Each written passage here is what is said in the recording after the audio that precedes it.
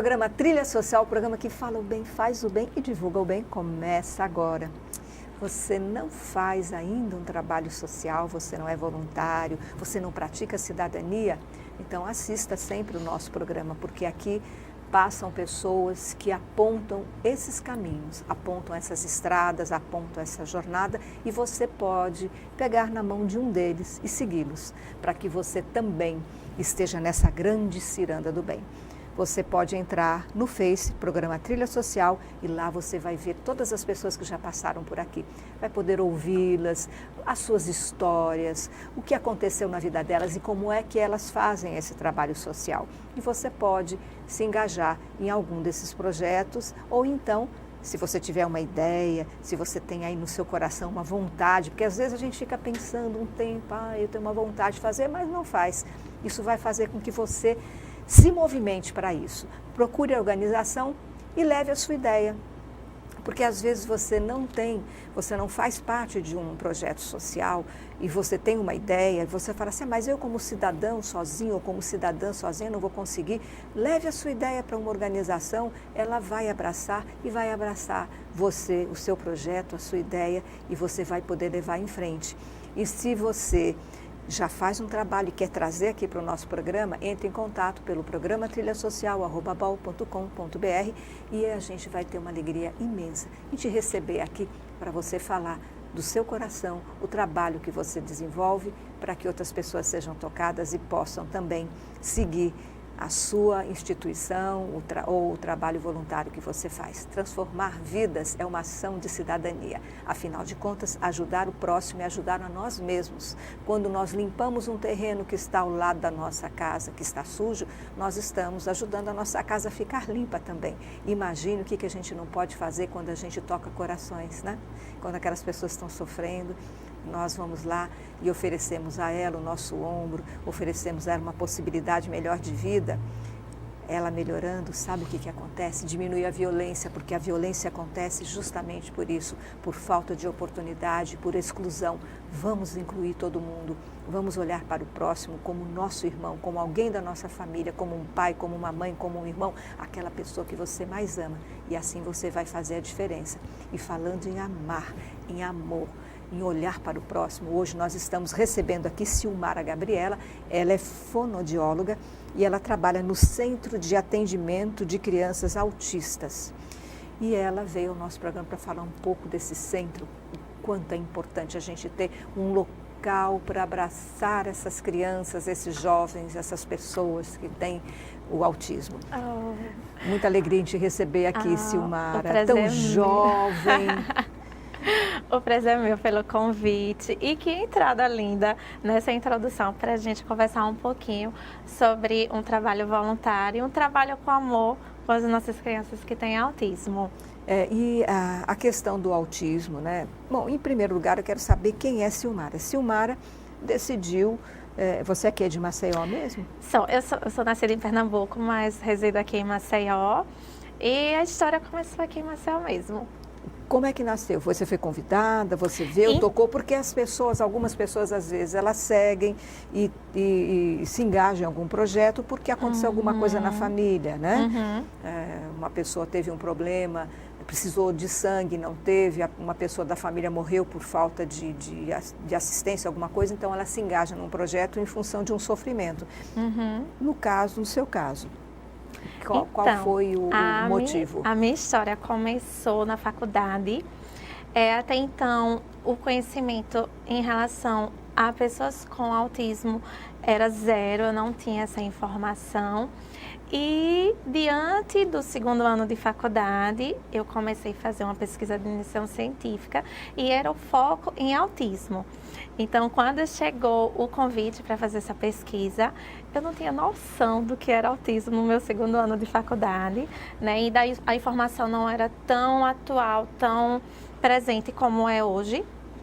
Então, fui muito franca, a minha orientadora disse, eu não sei o que é autismo, eu não sei essa linha que você segue, como é.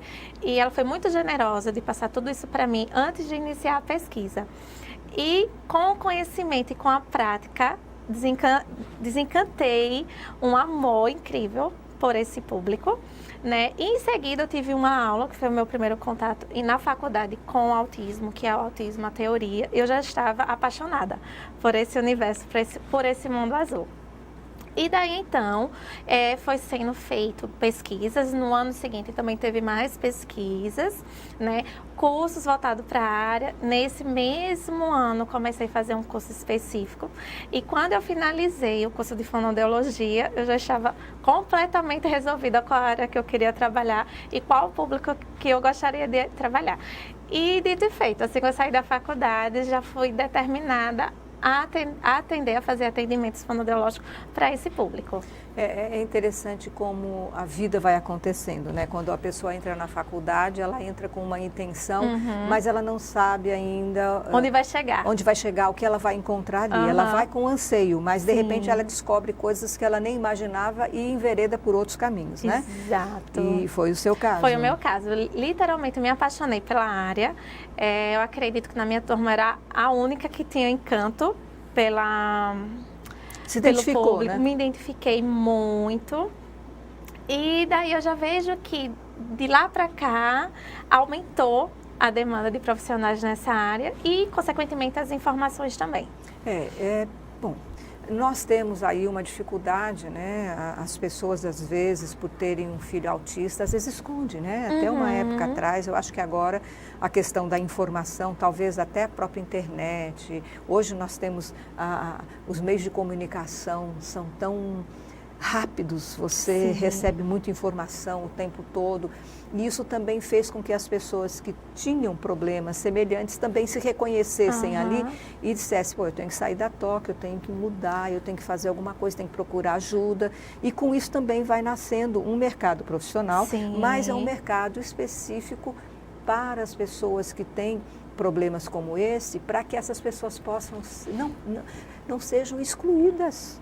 Porque a exclusão não é só, porque às vezes as pessoas pensam assim, aquela pessoa é porque ela não tem uma condição social, uma condição financeira, mas a exclusão por ser diferente. E apesar da informação estar muito ampla hoje, as redes sociais ajudam a informação, a demanda do mercado também, mas ainda existe o processo de aceitação, até você levar para um diagnóstico, né? A gente sabe que o autismo, conseguimos fechar um diagnóstico até os 3 anos, sendo que no primeiro ano de vida da criança já começa a surgir aos olhos dos pais, da sociedade, as primeiras características. Então, me fale um pouco, assim, já que você falou dessas características, fala um pouco o que é o autismo, quais são as primeiras características. Eu sei que não é uma só, são várias, e às vezes a criança tem, mas não é autismo. Então, para que você possa fechar, existe alguns pontos básicos para que você possa fechar esse diagnóstico, como você falou. Então, esclareça para os nossos... Vamos lá. O autismo ainda é uma patologia que ainda não há uma comprovação científica do fator determinante de uma criança nascer dentro do espectro, mas existem características específicas, existe uma tríade do transtorno do espectro autismo, onde é se dividido em 2 grandes grupos, né? A dificuldade na interação social, onde nós temos nesse grupo dificuldade na comunicação, interação. E nós temos um segundo grupo dessa tríade, que é os comportamentos repetitivos, né, inadequados, presentes, que a gente consegue observar em uma criança com autismo. E essas 2 características fortes, que está dentro de um espectro, se a gente fosse visualizar, seria um arco-íris entre o mais leve e o mais severo, né, onde a criança está dentro desse espectro, né? Então, hoje a informação então hoje quando uma criança, ela não interage, ela não brinca com outra, a fala está demorando a vir, já se tem uma pulguinha atrás da orelha, como diz no ditado popular, e os pais tentam buscar ajuda, mas ainda existe um receio do medo de ser, né? Mas o que observa que ao passar dos dias, as crianças estão vindo mais recentes. Então, a criança que vinha com 3 anos, que é o marco para fechar o diagnóstico, hoje tem crianças que estão vindo com 6 meses, com 1 ano, com 1 ano e meio. Sendo que cada faixa de idade, a demanda, né, está mais visível se for dentro do espectro. Você falou de uma faixa etária bem perto, assim que acabou 6 meses. Qual é a reação que a criança tem, ou a falta de reação que a criança tem para poder... Vamos falar da falta, né? Então, com 6 meses, o que a gente acho que é interessante a gente saber o que é esperado para a idade, para a gente poder ficar com o sinal amarelo aceso. Né? Então, com 6 meses, o que é que uma criança de 6 meses já tem que apresentar? A criança com 6 meses, ela já tem uma interação com a mãe, com o pai, com o convívio social de casa, né? Essa criança já está começando um balbucio, essa criança já tem busca pelo ambiente, né? Ela já está começando o desenvolvimento motor também. Senta, tá engateando, já tá um balbucio, né? Chama pelo nome, já tem um reconhecimento que é o fulaninho, então responde, tem curiosidade, já tá fazendo um jogo simbólico do brincar, tá atento a tudo. E uma criança que a gente já observa que pode estar dentro do espectro autista, a gente já nota a sua ausência social.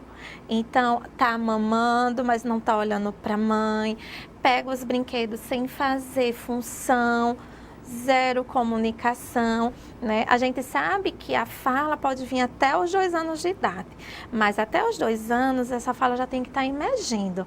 Então, tá com 6 meses sem nenhum balbucio, tá com 1 ano nenhuma palavrinha, então é algo normalmente que chama atenção. Pode ser, mas pode não ser. Pode não ser. Né? Por isso tem que estar atento. Tem que estar atento. E como o autismo está muito em alta, né? Os pais, a primeira patologia que vem pode ser o autismo, mas pode ser qualquer outro tipo de patologia. Um atraso simples, uma alteração auditiva, falta de estímulo, que hoje a gente sabe que é uma correria. Então, sentar para brincar com a criança, dar atenção. Hoje, normalmente, são babás, são pelos avós. Então, será que está sendo estimulado da melhor forma? Então, pode ser só um atraso simples no desenvolvimento, como algo até chegar a ser o autismo. Então, o autismo... ele não tem, você tem que observar. Então, é muito importante que observe, é bom que os pais leiam, né, a faixa etária que seu filho tem, os meses que ele tem, o que é esperado para você começar a prestar atenção. Isso, o diagnóstico é clínico, ele não é através de um exame de imagem, não é através de um protocolo. Claro, existem protocolos de rastreamentos, né, como por exemplo o MCHAT, que desde o ano passado os pediatras aplicam com crianças a partir de 2 anos que já tem alguma demanda, alguma queixa em relação aos pais, ou os próprios terapeutas aplicam durante a avaliação, né? Então, é observacional. Normalmente, a idade mesmo que instala, né, que a gente vê que está totalmente dentro do espectro, é com 3 anos, mas pode ser diagnosticado pelo neuropediatra a partir de 1 ano. Então, na realidade... quando você tiver essa dificuldade, procura um neuropediatra. Isso.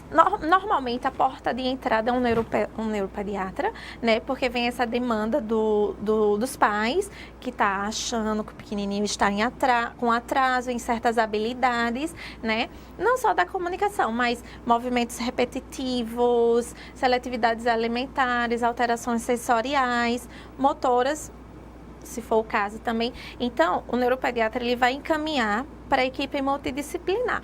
Como é um diagnóstico que é feito clínico observacional, vai ser encaminhado para as áreas específicas que podem fazer a avaliação. Então, normalmente, quais são as áreas? Vai para um fonoaudiólogo para avaliar essas habilidades comunicativas, se elas estão presentes e esperado para a idade. Vai para uma neuropsicóloga para ver a questão dos comportamentos, né? E para uma terapeuta ocupacional. Multidisciplinar. Multidisciplinar.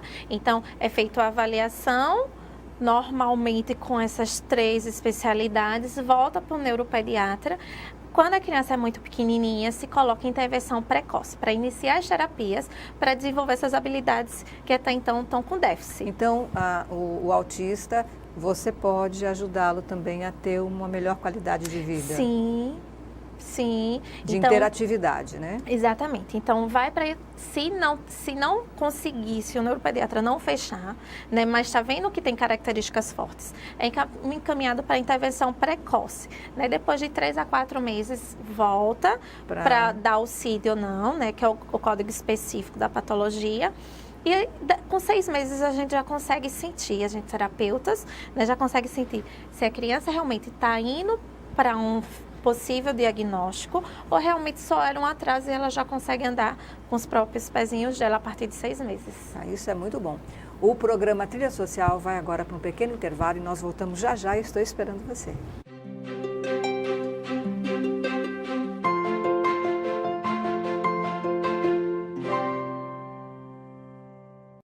Ei, eu queria poder falar com você.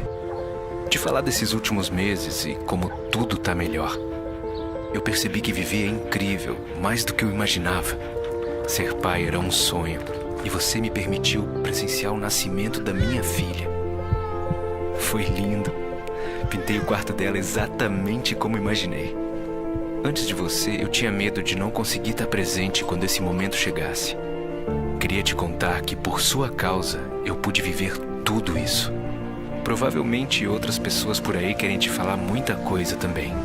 Acho que você teria orgulho, não só por mim, mas por ter feito algo tão nobre por pessoas que nunca viu. Eu só queria dizer obrigado. Obrigado por me dar mais tempo com a minha família. Obrigado pela sua doação de sangue. Doe sangue regularmente. Tem sempre alguém precisando de você. Procure o Hemocentro mais próximo e seja um doador.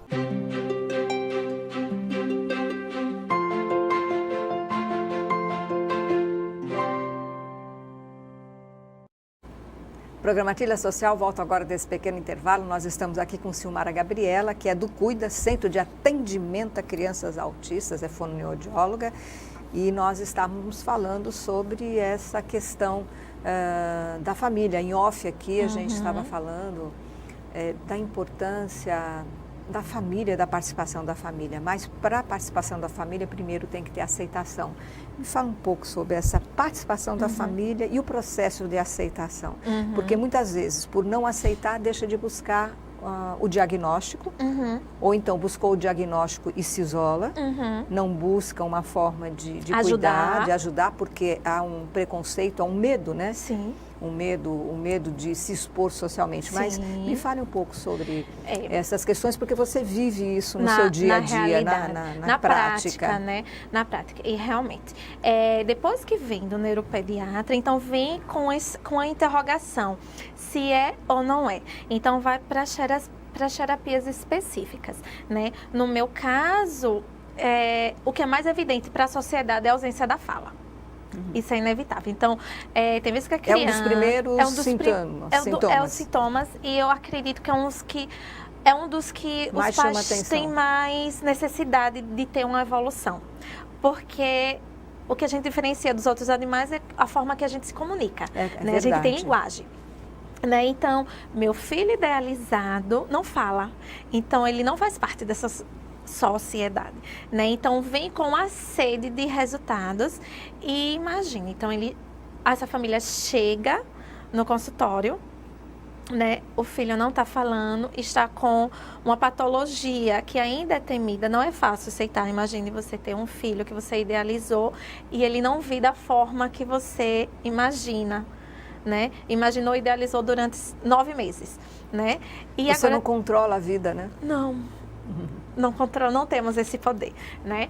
Então, chega com ansiedade nível altíssimo e com perguntas, vai falar, né? Com quanto tempo vai falar, para poder eles nivelar com o padrão de normalidade, né? Então, a gente, além de ter o papel de ser terapeuta, a gente tem que fazer um acolhimento nessa família, né? A gente precisa acolher, orientar e esclarecer o que pode acontecer e o que não pode acontecer. E qual que é a maior dificuldade que os pais sentem? Aceitar o diagnóstico. Aceitar. Quando vem... não é. Acho que não é. Vamos procurar. Às vezes, já tem o CID, o neuropediatra coloca o CID, mas ainda não aceita. Não acho. Especialmente quando o autismo é leve. Então, ele está muito funcional, né? São características específicas, né? Está muito funcional, então não acho que meu filho é autista, né? E fica naquela esperança, né? Então, é importante os terapeutas fazer esse acolhimento, até porque as terapias são intensivas, são semanais, você está em contato com aquela família toda semana. Tem crianças que vêm mais de uma vez por semana, dependendo da necessidade. E normalmente, assim que chega muito pequenininho, já quer colocar a semana toda, quer para o processo andar. Acelerar. Para acelerar, mas tudo no seu tempo, nem cedo, nem tarde, no momento da criança, né? Eu sempre digo aos pais que a tia, se eu não tenho, pode o prim-pim de fazer falar. É um trabalho interdisciplinar, né? Porque eu preciso de outras terapeutas também para fazer acontecer. E eu preciso também do apoio dessa família. Porque deve ter alguma atividade que o pai também tem que fazer, o pai e a mãe tem que fazer em casa. Os irmãos, a família. Sim, a terapia tem que ter continuidade em casa, né? Então, se em consultório eu tô com o objetivo inicial de fazer essa criança pedir o que deseja, ela só vai pedir lá na sala? Ela tem que pedir em casa, ela tem que pedir na escola, se já estiver em processo de escolar, né? Então, todo mundo tem que estar ciente de como deve ser cobrada essa criança para desenvolver com mais facilidade. E agora me chama a atenção quando você fala da questão da família, porque o pai vai e leva, o pai e a mãe levam a criança, e normalmente a mãe quem leva, né? Porque o pai está trabalhando, ou então ambos trabalham e dividem a função. Você também tem que chamar a família toda.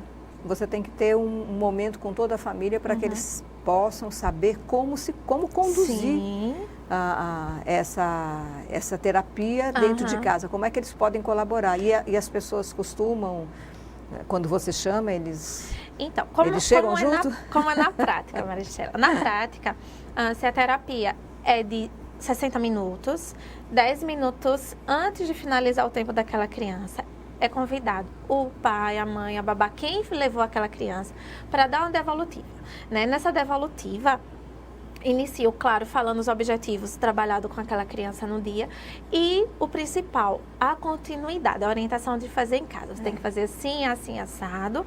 E também eu busco como é que essa criança está em casa.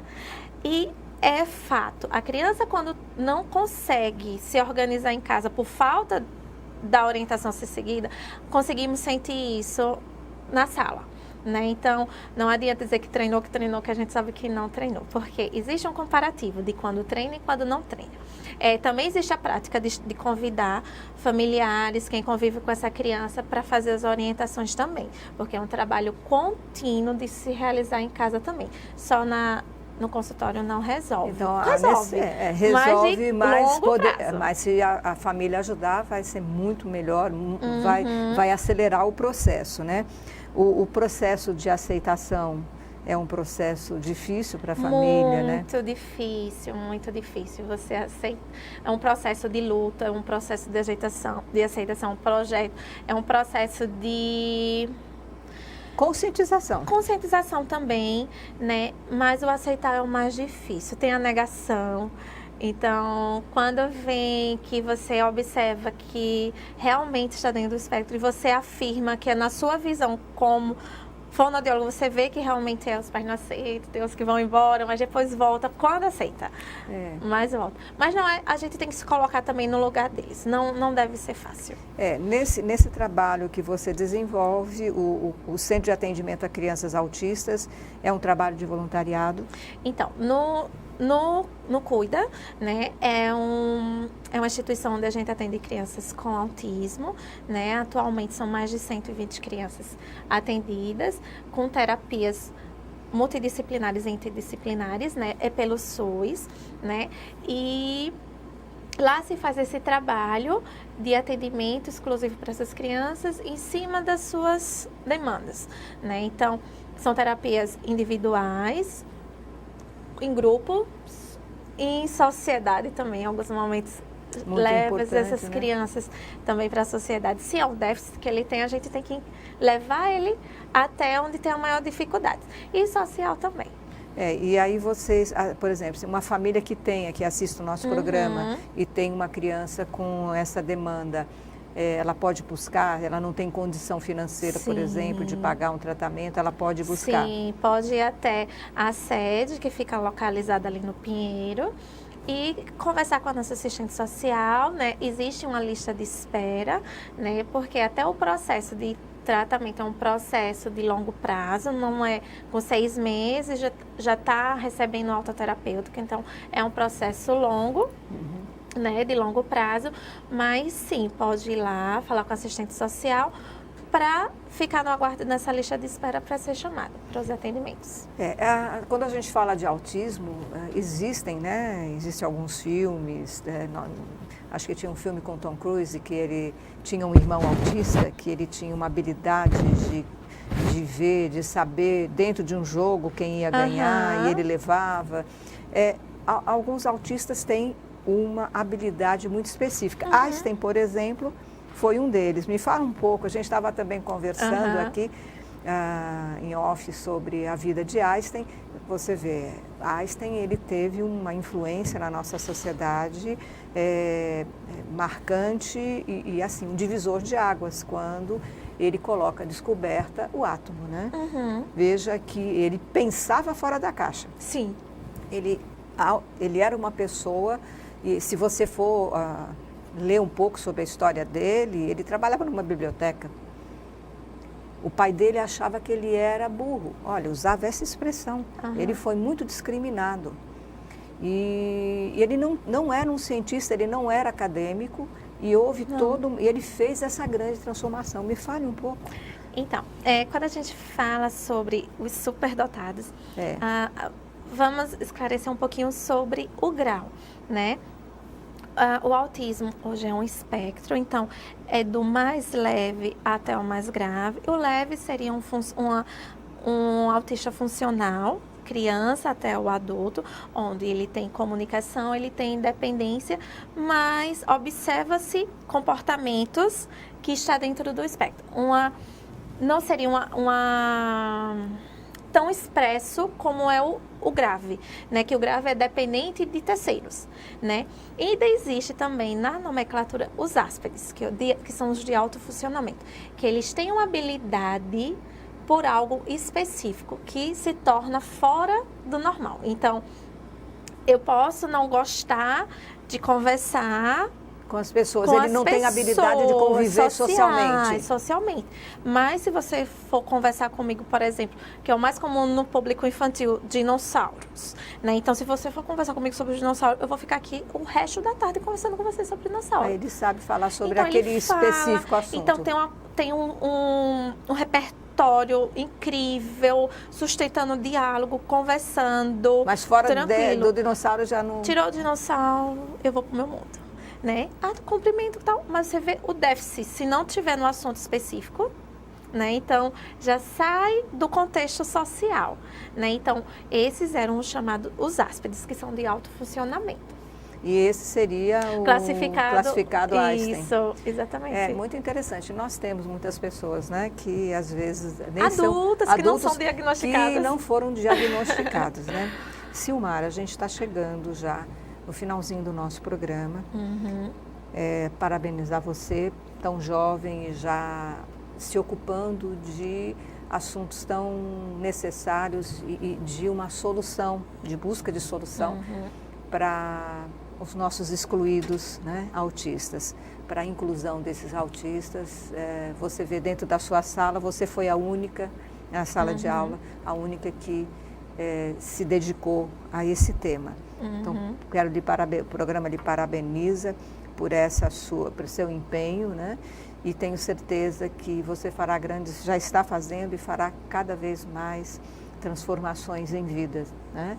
E deixa o seu recado aqui, o recado que você gostaria de deixar, o endereço, por favor, do local para que as pessoas possam buscar e entrar em contato. Você também como fonoaudióloga, né?